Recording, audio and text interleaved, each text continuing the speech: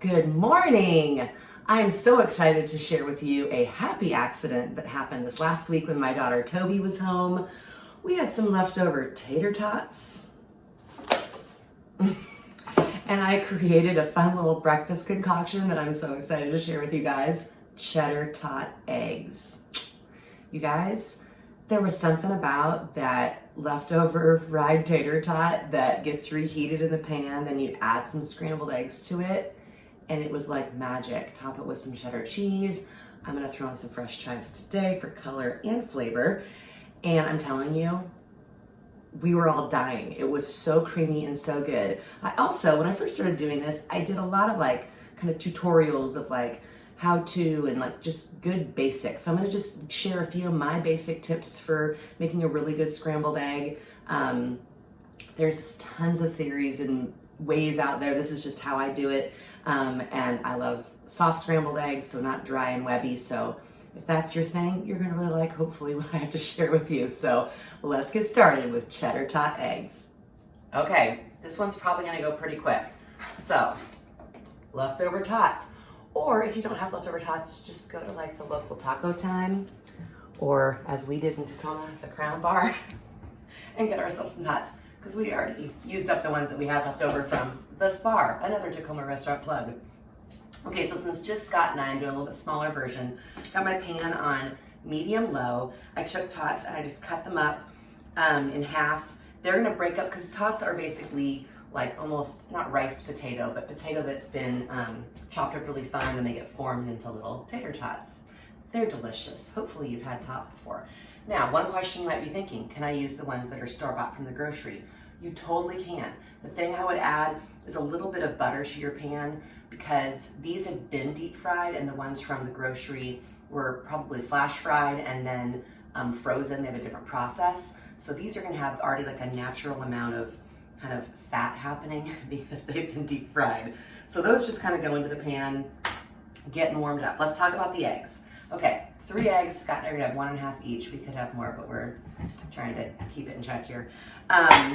So eggs, I like to just crack them into a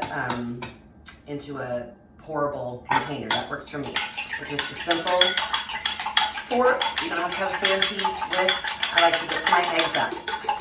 Some people will say, do you need to add water? Do you add milk? Do you add cream? What's the deal? I have tried all of them. Alex Garnishelli, she's a Iron Chef and a Food Network person. I really like her. And she says just a splash of water.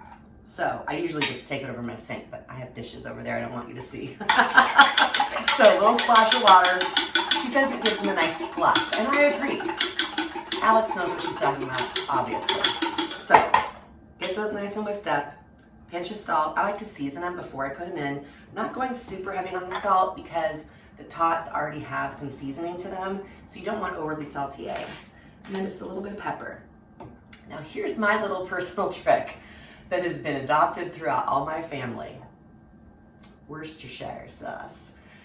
Might sound weird. As a kid growing up, my mom always put a few dashes of Worcestershire in our eggs, and they were just the best eggs. And then I have eggs that don't have this, and I'm always like, these are okay, but I don't know, that's something, something. So you guys, I'm telling you, it might change your whole egg game.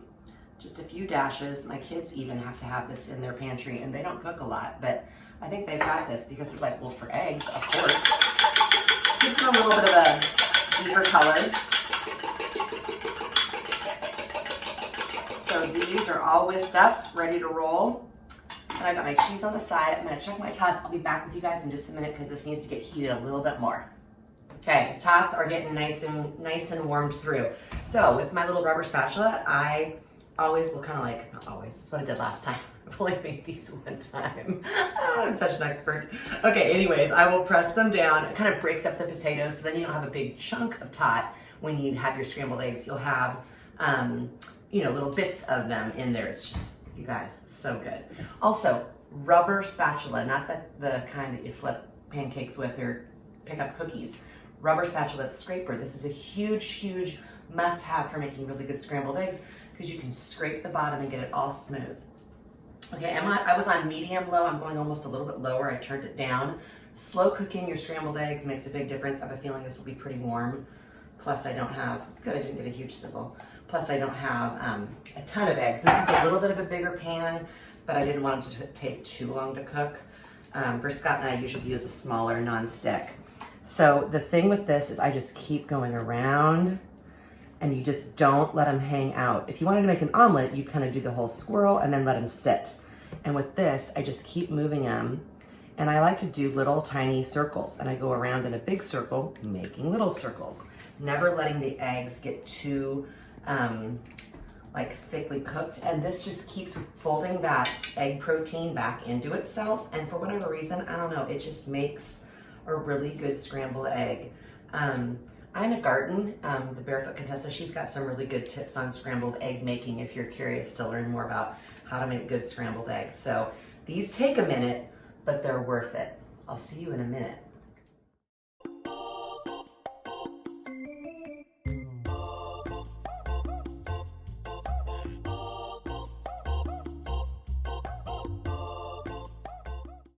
Okay, hope you like that little fast forward action. So you guys, you can zoom in again while I'm talking. These are getting really soft.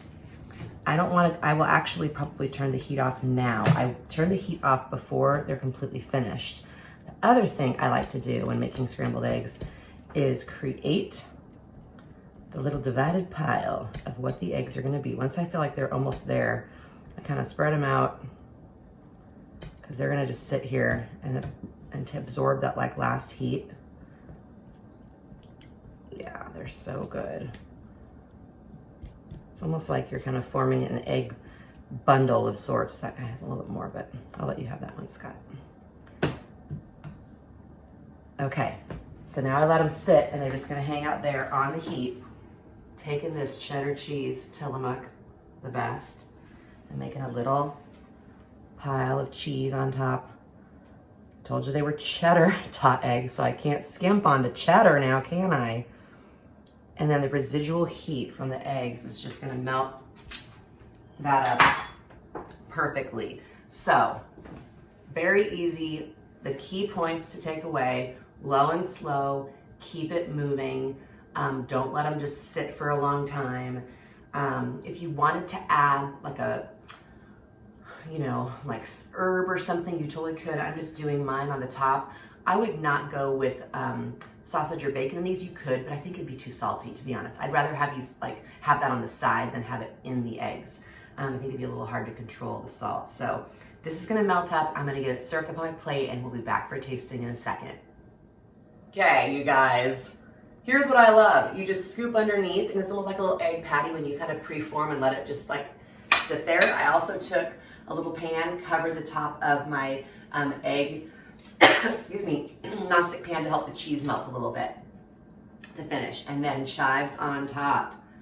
Oh my gosh, I'm so excited about these. I already know how good they are, so look at that. Isn't that look just delish?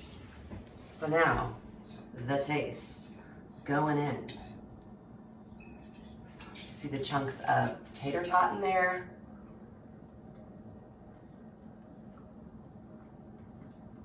That is a breakfast I can get behind. Oh yeah. I mean, I'm going to admit, it's a little indulgent to have fried tots in your eggs, but you guys, it's so good.